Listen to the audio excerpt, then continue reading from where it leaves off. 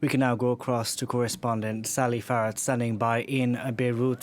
Sally, you were part of a mass protest earlier, and people there clearly frustrated that 1 year on, no one has been held accountable for this blast, and they're on their way to Parliament because clearly no one from the political elite has been held accountable for what has happened in Beirut.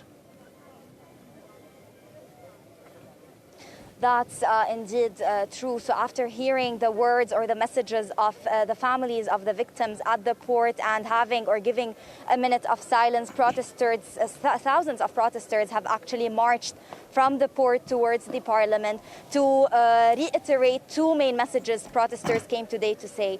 Protesters want justice, one, and two, they want immunities to be lifted in order for justice to be served. But it seems that protests have started to turn a bit violent. The army or the forces on ground have started firing tear gas at protesters.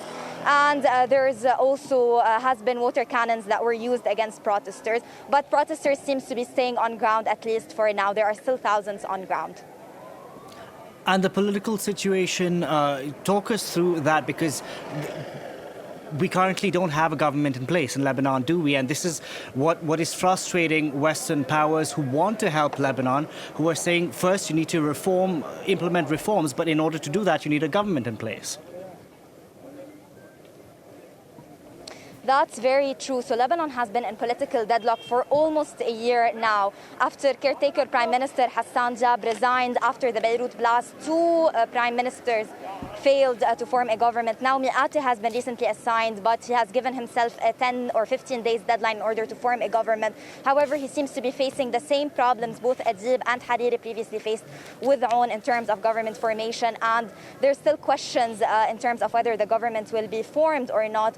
But this remains for the days to reveal in the near future.